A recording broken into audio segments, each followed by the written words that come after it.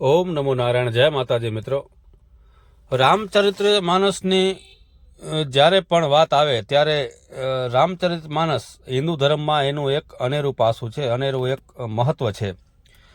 રામચરિત્ર માનસ હિન્દુ ધર્મનો એક મહાન ગ્રંથ છે અને એના જે પાત્રો છે એ બધાને પ્રિય જ હશે. રામચરિત ભગવાન રામ વિશે બધાએ જાણ્યું હશે, જોયું હશે અને વાંચ્યું પણ હશે. તો આજે એના બે મેન પાત્ર એટલે કે હનુમાનજી અને સુગ્રીવજી, જ્યારે રાવણ માં સીતાનું હરણ કરી અને લંકા તરફ જતો હતો ત્યારે રસ્તામાં એને જટાયુ મળે. જટાયુ હારે એ યુદ્ધ કરી અને જટાયુને હરાવે છે. પછી તે આગળ કિષ્કિંધા નગરી તરફથી પસાર થાય છે ઉપરથી.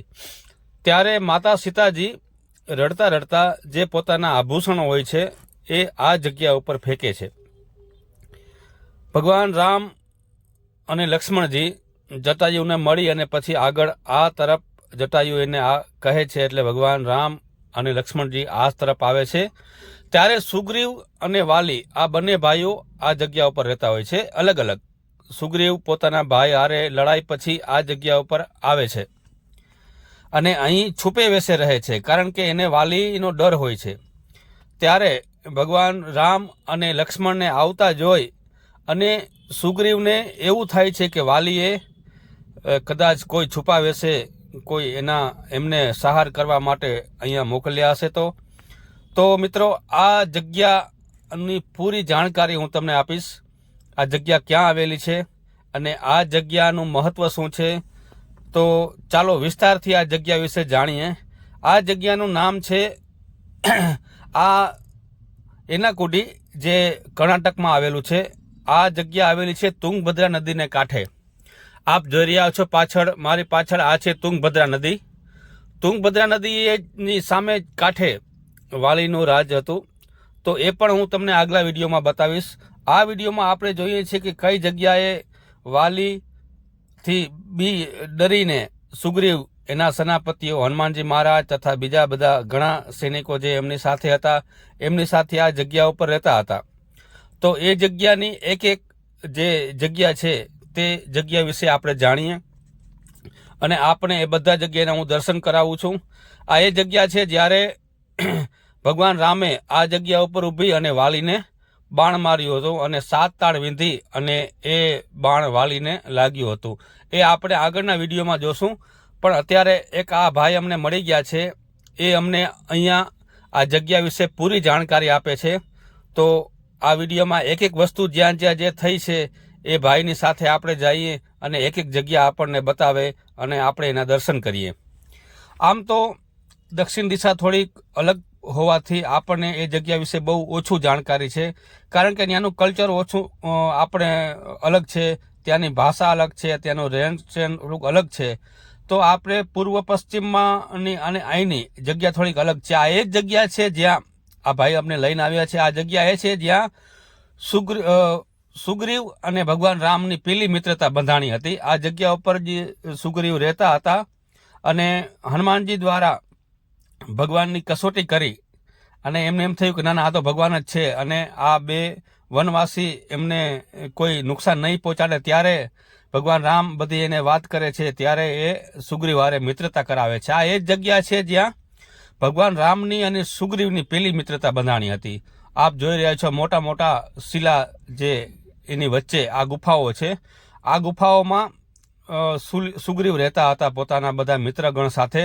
અને અહીંયા જ એની, કારણ કે પોતાના ભાઈ વાલી હારે એને દુશ્મનાવાટ થઈ ગઈ હતી, એનીએ પોતાના રાજમાંથી એને કિષ્કિંધામાંથી લાત મારી અને બહાર કાઢી મૂક્યા હતા. અને પોતાનું જે દિનચર્ચા હતા એ અહીં જ કરતા હતા. ભગવાન હનુમાનજી મહારાજે ભગવાન રામ અને સુગ્રીવની મિત્રતા અહીં જ કરાવી હતી. અહીંયા આ જગ્યા ઉપર જ એમની અગ્નિ પેટાવી અને અગ્નિની સાક્ષીએ ભગવાન રામની અને સુગ્રીવની મિત્રતાની શરૂઆત જ અહીંથી થઈ હતી. અને ભગવાને વચન આપ્યું હતું કે હું તારી મદદ કરીશ વાલીને વધ કરવા માટે, કારણ કે વાલી અન્યાય કર્યો હતો. એટલે જ ભગવાન રામે એમને કીધું કે હું તને મદદ કરીશ. અને એ પછી ભગવાન રામ અને સુગ્રીવ મિત્રતા થયા પછી એમને આ બતાવે છે કે હે વાલી, હે સુગ્રીવ, તું વાલી સાથે યુદ્ધ કર અને હું વાલીનું વધ કરીશ, કારણ કે વાલીને એવું વરદાન હતું. આ એ જગ્યા છે જ્યાં સુગ્રીવના સેનાપતિઓ છુપી રીતે રહેતા હતા, જેથી કરી આ સામે દ્વારમાંથી આ જે ગોખલા જેવું બનાવેલું છે એમાંથી એમને આરપાર દેખાતો કે સામે દૂરદ્રષ્ટિમાં કોઈ જો આવે તો એમની નજરમાં આવી જાય અને એ સુગ્રીવને જાણ કરી દે અને સુગ્રીવ આ જગ્યા બદલાવીને બીજી જગ્યાએ જતા રહે.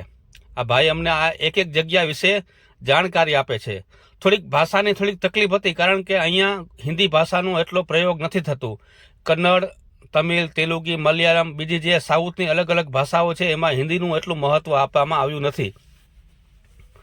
આ જગ્યા જે ભાઈ અમને બતાવવા લઈ જાય છે, આ જગ્યા ઉપર સુગ્રીવજી બેસી અને ભોજન કરતા હતા તથા એમની સભા અહીં ભરાતી હતી. સુગ્રીવજી પોતાના સેનાપતિઓ હારે જે દરરોજની એની દિનચર્ચા થતી હતી એ આ જગ્યા ઉપર બેસતા હતા. અત્યારે તો થોડીક સાફ સફાઈ કે એવું બધું નથી, કારણ કે આપણા પૂર્વ અને પશ્ચિમ દિશામાંથી ઓછા પર્યટકો આ જગ્યા ઉપર આવે છે, એટલે અહીંનો વિકાસ એટલો બધો થયો નથી. પણ જો ધીમે ધીમે અહીંનો થોડો પ્રચાર થાય અને જો થોડોક આ જગ્યાનો વિકાસ થાય અને જો ટુરિઝમ આવવા માંડે તો આ જગ્યા ચોક્કસથી વિકાસ થાય છે. અને કારણ કે રામાયણનું એક મેઇન પાસું છે આ જગ્યા છે, એ રામાયણનું એક મુખ્ય અંગ છે. આ કિષ્કિંધા છે, આ તુંગભદ્રા નદીને કાંઠે આવેલી વિશાળ જગ્યામાં બધું ઘણી બધી જોવા જેવી જગ્યા છે અને રામાયણનું એક મુખ્ય અંગ. અને ભગવાન રામ, લક્ષ્મણ, જાનકી અને હનુમાનજી એના જીવન ચરિત્ર ઉપર તો આ જગ્યાનું મેન મહત્વ રહેલું છે. તો આપણે આ જગ્યા જોઈ કે જ્યાં વાલી સામે કાંઠે આ વાલી અને સુગ્રીવનું યુદ્ધ થયું હતું. આ છે તુંગભદ્રા નદી. તુંગભદ્રા નદીને કાંઠે જ આવેલું છે આ જગ્યા. અને આ જગ્યા ઉપર રહી અહીંયા આખા જગ્યાનો નકશો બતાવ્યો છે. આ નકશા ઉપરથી આપણે જોઈ શકીએ છીએ કે તુંગભદ્રા નદીને કાંઠે ક્યાં ક્યાં કઈ કઈ જગ્યા આવેલી છે.